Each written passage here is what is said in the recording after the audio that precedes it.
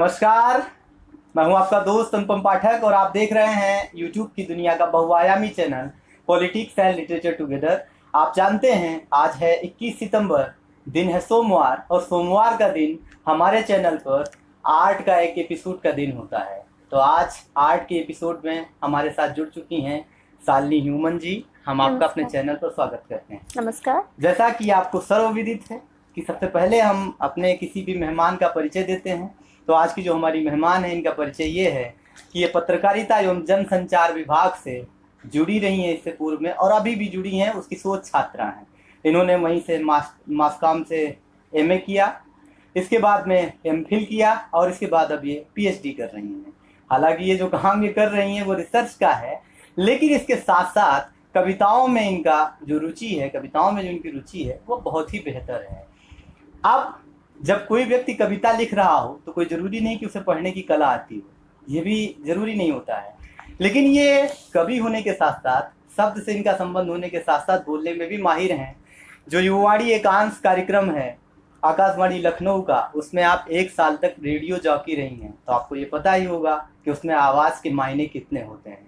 ये रहा हमारी आज की मेहमान का संक्षिप्त परिचय। एक और परिचय है इनका, ये है वो ये कि जो जेंडर चैंपियन का हम लोगों के यहाँ एक प्रतियोगिता हुई थी कि हमारी पूरी यूनिवर्सिटी का बाबा साहब भीमराव अम्बेडकर केंद्रीय विश्वविद्यालय, हम लोगों के दौर में कि जेंडर चैंपियन कौन होगा, उस प्रतियोगिता में प्रतिभाग करते हुए ये बनी जेंडर चैंपियन बीबीएयू की। और जो तेवर था उस समय का वो अभी कम नहीं हुआ, वो तेवर अब कविताओं में उतर आया है। तो कुछ इसी तेवर के साथ ही आपसे जुड़ेंगी। स्त्री विमर्श की कविताएं आमतौर पर लिखती रहती हैं ये, और इसके अलावा तमाम सारे सामाजिक मुद्दों को भी इन्होंने छुआ है अपनी कविताओं के माध्यम से। तो आज अपनी कुछ रचनाओं के साथ ये हमारे साथ हैं। हम सौभाग्यशाली हैं, ये हमारा सौभाग्य की तमाम व्यस्तताओं के बाद भी आप हमसे जुड़ी हुई हैं।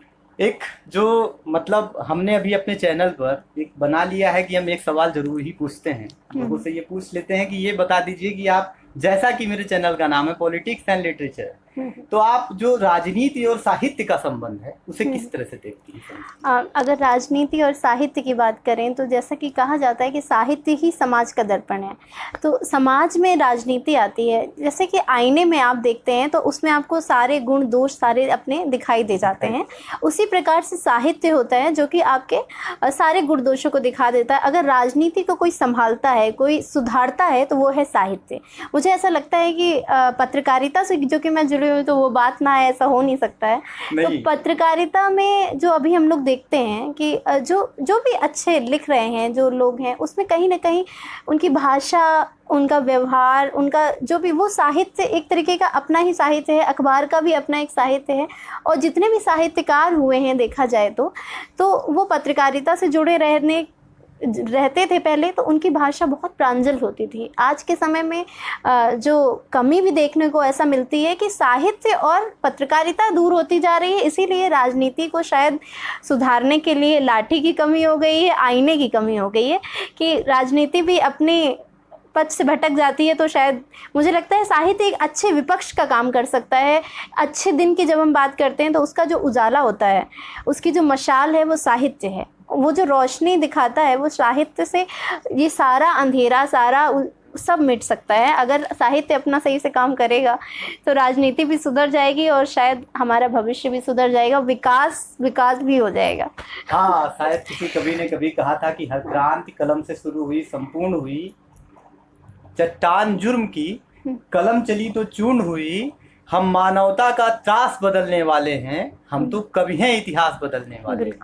तो जो अच्छे दिन की परिकल्पना या क्या होना चाहिए की जो व्याख्या है वो साहित्य बेहतर ढंग से कर सकता है। तो आपका कहना यह है कि ये मार्गदर्शक की भूमिका में साहित्य जो है वो राजनीति के सामने आईना होता है, आईना है, ये दिखा है। एक निवेदन मैं कर लूं इनसे, ये कहने से पहले कि ये कविताएं सुनाए, आपसे एक निवेदन करता हूं कि चैनल को सब्सक्राइब जरूर कीजिए, क्योंकि अगर आप जुड़ेंगे और भी बहुत सारे लोग जुड़ेंगे तो मुझे लगता है कि हम जो बातें कर रहे हैं या जो हमारे विचार हैं वो बहुत दूर तक पहुंच सकते हैं, बहुत लोगों तक सर्कुलेट हो सकते हैं।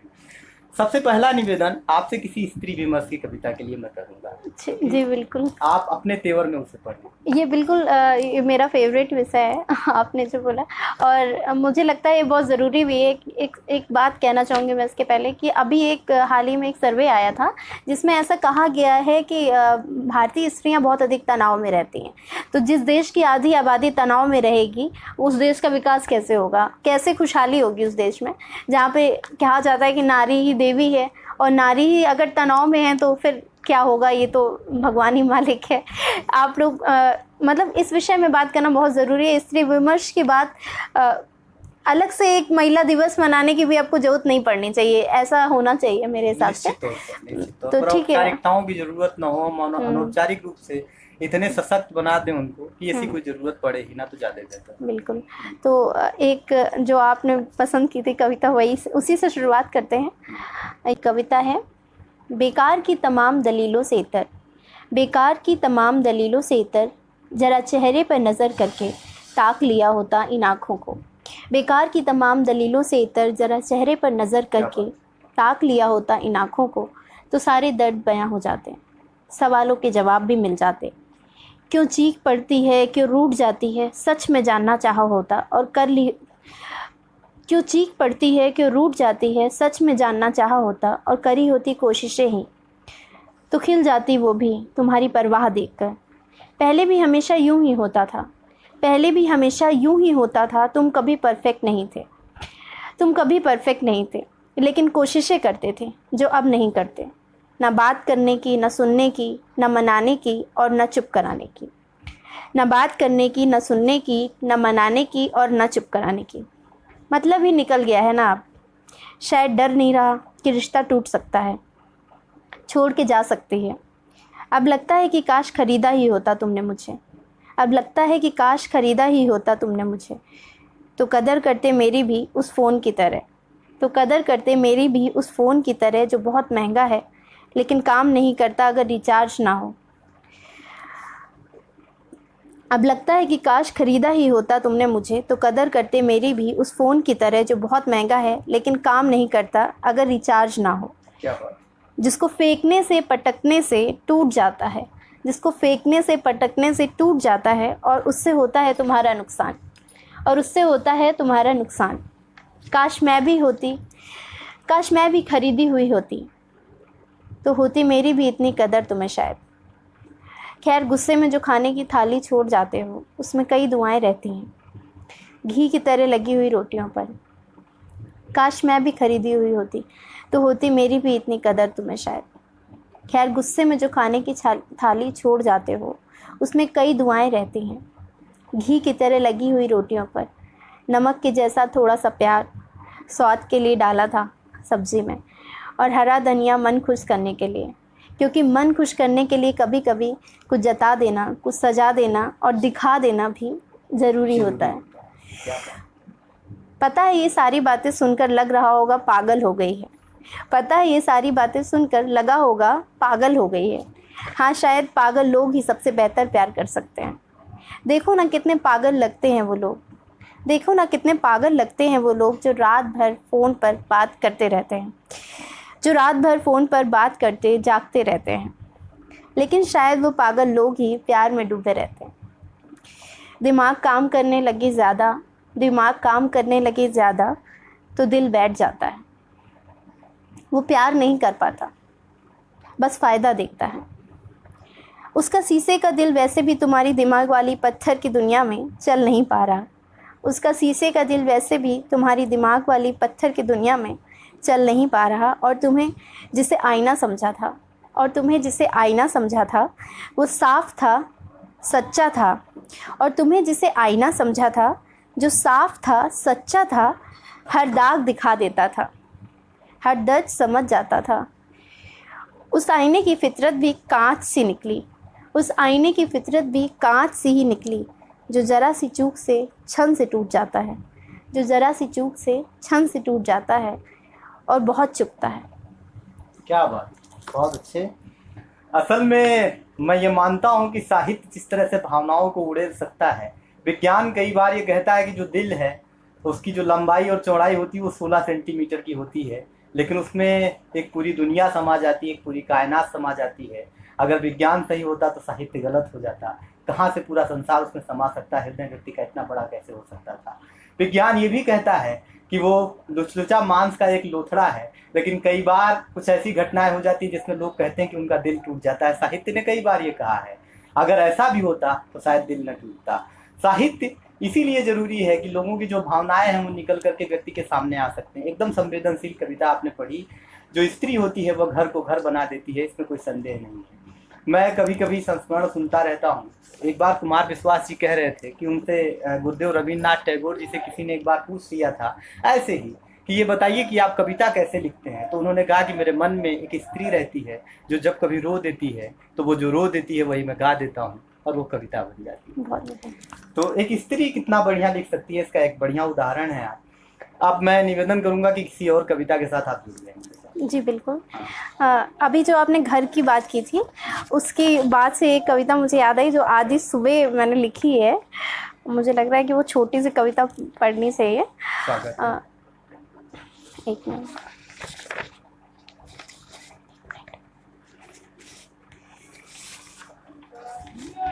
स्वागत। ये जो आपने अभी घर की बात की थी कि स्त्रियां घर बनाती हैं। अभी लॉकडाउन हुआ था, सब लोग घरों में बंद हो गए थे। हाँ, और फिर उसमें स्त्रियां भी घर में फिर फरमाइशें बढ़ जाती हैं। स्त्रियां तो वैसे भी सबकी फरमाइशें पूरी करने के लिए जानी जाती हैं। उस बीच में कई ऐसी समाचार सुनने को मिले, कई ऐसे रिसर्च देखने को मिले कि अपराध बहुत बढ़ जाते हैं। तो ये कविता निकली फिर, क्योंकि आपने कहा ना स्त्री रो देती है तो ये कविता बन जाती है। वाकई में बिल्कुल सच है। तो ये उसी के संदर्भ में मैंने लिखी थी कि लॉकडाउन में किस तरह से अपराध बढ़े, घरेलू हिंसा बढ़ गई, यहाँ तक कि यौन अपराध, बालिकाओं के साथ बाल अपराध भी बढ़ गए। तो वही बात एक है कि चार दीवारों के बीच हुए युद्ध सबसे ज़्यादा, चार दीवारों के बीच हुए युद्ध सबसे ज़्यादा, रची गई साजिशें, छली गई ख्वाहिशें, रची गई साजिशें, छली गई ख्वाहिशें, चली गुलामियाँ सदियों तक, हुई बदनामियाँ गलियों तक। कभी चुपचाप, कभी अपराध, कभी चीख, कभी कोई रीत, बनती रही बेड़ी।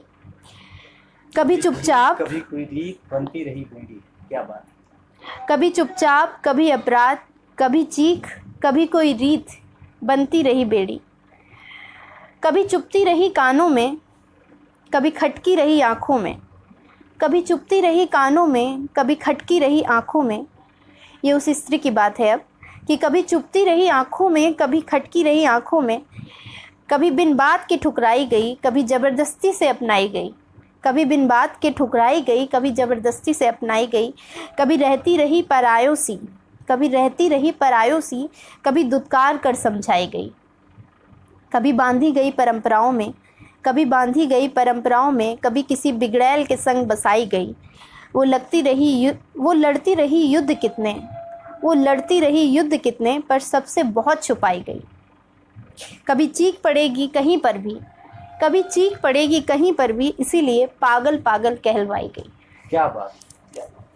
एक कवित्री हैं जिनकी कविता मुझे आपकी ये कविता सुनने के बाद याद आ गई। उन्होंने लिखा था कि बांध कर हाथ मेरे रस्मों की जंजीरों से, चूड़ियों से ये तकाजा है खनकते रहना। तो ये समस्या मौलिक रूप से है कि जब कभी ऐसी बात होती है, लेकिन उन्होंने फिर ये आगे कहा कि जो समाज होना चाहिए उसको किस तरह का जिगरा दिखाना चाहिए कि मेरे आंगन में न सूरज न सितारा न दिया, जुगनुओं तुम मेरे आंगन में चमकते रहना। संसार को इस तरह का जिगरा दिखाना चाहिए। मैं एक कविता के लिए मैंने आपसे निवेदन किया था, इससे पहले आपने इसे कहीं किसी सोशल मीडिया प्लेटफॉर्म पर नहीं डाला है, कहीं पब्लिश नहीं हुई है, तो निवेदन करूंगा कि वो कविता आज जरूर जी बिल्कुल। ये वाली भी कहीं नहीं डाली वैसे अभी। वो है बेटियां, नाम है उसका, शीर्षक है बेटियां। वो कविता है कि बेटियां अरमानों के झूलों में झुलाकर, सपनों की तकिया लगाकर, क्या बात। अरमानों के झूलों में झुलाकर, सपनों की तकिया लगाकर, उंगलियों में उंगलियां थमाकर, कभी हंसाकर कभी गुस्साकर पाली जाती हैं बेटियां। क्या बात। अरमानों के झूलों में झुलाकर, सपनों की तकिया लगाकर, उंगलियों में उंगलियां थमाकर, कभी हंसाकर कभी गुस्साकर पाली जाती हैं बेटियां, बिल्कुल बेटे जैसे ही। कलम की लकीर से वो भी बनाती हैं सपनों की दुनिया और सजाती हैं अफसर बनने के सपने। कलम की लकीर से वो भी बनाती हैं सपनों की दुनिया और सजाती हैं अफसर बनने के सपने। करती हैं किसी राजकुमार का इंतज़ार, मगर उन्हें होता है रानी बनने का शौक़ भी। करती हैं किसी राजकुमार का इंतज़ार, मगर उन्हें होता है रानी बनने का शौक़ भी। जवानी में वो भी चाहती हैं कोई साथी, जिस पर हक हो उनका भी दोस्त सरीखा। जवानी में वो भी चाहती हैं कोई साथी, जिस पर हक हो उनका भी दोस्त सरीखा। लेकिन फिर तुमने उसे बना दिया एक कमज़ोर खिलौना, जिसे सशक्त करने के लिए तख्ती लेकर खड़े भी हो गए। खड़े भी हो गए। जताने लगे तुम हक, तुम्हें साथी होना था, तुम लाठी हो गए।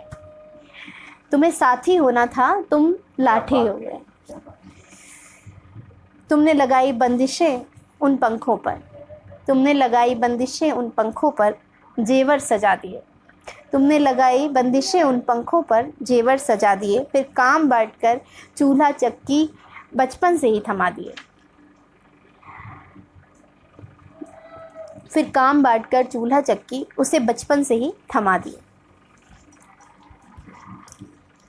सवाल किए उसके रंग पर, काम पर बोलती ज़ुबान पर। सवाल किए उसके रंग पर, काम पर और बोलती ज़ुबान पर। बहुत बोलती है। तंज किए उसके कपड़ों पर, सपनों पर और उसके हौसलों पर। उसे रसोई के कामों का उस्ताद कर दिया, अफसरी के सपनों का बस नाम कर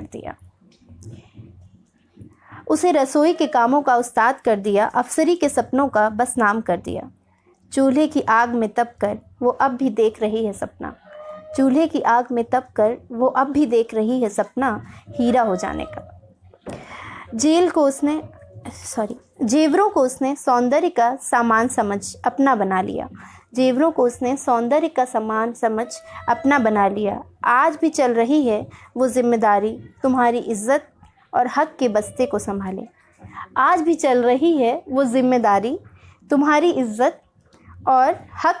को संभाले। मंजिल की ओर बेधड़क, और तुम भी तैयार हो मंजिल की तख्ती थामने को। बनने को सीढ़ी, और तुम भी तैयार हो मंजिल की तख्ती थामने को और बनने को सीढ़ी, जो दिखेगी दूर से कदमों के निशान के बिना। क्या बात है। बाबा नागार्जुन को मैं पढ़ता रहता हूँ। वैद्यनाथ मिश्र नागार्जुन ये बिहार के अच्छे कवि थे, बड़े साहित्यकार थे। गद्य लिखा, पद्य लिखा उन्होंने, और सशक्त लिखा। उनका एक गद्य है, निबंध में पढ़ रहा था कुछ दिन पहले, हिमालय की बेटियां। कमोबेश आपकी कविता से ढलती हुई कि जो हिमालय की बेटियां हैं, वो गंगा को कहा, यमुना को कहा, तमाम सारी नदियां हिमालय की गोद में खेलती हैं। वो जब वहाँ होती हैं तो इतनी चंचल होती हैं कि उछलती हैं, कूदती हैं, उनको आप नियंत्रित नहीं कर सकते, अनियंत्रित होती हैं, वो चंचल होती हैं। लेकिन वो जब मैदानों में उतरती हैं तो अपने आप स्थिर हो जाती हैं, और फिर जा करके जो हिमालय का जामाता है यानी सागर में जाकर मिल जाती हैं, और उसके आगोश में फिर वो उनकी स्वतंत्रता भंग हो जाती है। तो ये कमोबेश उस चीज़ को दिखाती हुई कविता थी कि एक चार दीवारी के भीतर एक स्त्री क्या हो सकती है, बेटियां क्या हो सकती हैं। अब मैं आज के कार्यक्रम को यहीं पर समाप्त करने की आप सबसे अनुमति चाहूँगा, और आपका आभार प्रकट करूँगा, आपको शुक्रिया प्रेषित करूँगा कि आप हमारे चैनल से जुड़ी अपनी कुछ कविताओं के साथ। सच ये है कि ये बहुत व्यस्त हैं, अभी बहुत सारी जिम्मेदारियां हैं परिवार की। दूसरी तरफ शोध का जो विद्यार्थी होता है, उसे मैं आमतौर पर ये मान लेता हूँ कि वो नौकरी कर रहा है, क्योंकि जितने सारे काम उसके होते हैं, उसको लिखना, पढ़ना, पेपर पब्लिश कराना, बहुत सारे उसके ऊपर दबाव होते हैं। उसके बावजूद आपने मेरे निवेदन को स्वीकारा हमारे दर्शकों के साथ आप अपनी कविताओं के साथ जुड़ी। बहुत बहुत आभार, बहुत धन्यवाद। बहुत धन्यवाद। आपसे एक निवेदन के साथ मैं विदा लूँगा कि हमारे चैनल को दूर तक पहुंचाइए। जो वीडियो आपको अच्छा लगा है अगर, तो इसे लाइक कीजिए, शेयर कीजिए, और ये जो बात है, जो कविताएं हैं, जो विमर्श है, वो दूर तक पहुंचाइए, उसे आयाम दीजिए, उसे विस्तार दीजिए। इसी के साथ हम आपसे विदा लेते हैं। हम फिर मिलेंगे आपसे अगले सोमवार आर्ट एपिसोड के नए कार्यक्रम के साथ। तब तक आप इसी तरह देखते रहिए पॉलिटिक्स एंड लिटरेचर टुगेदर।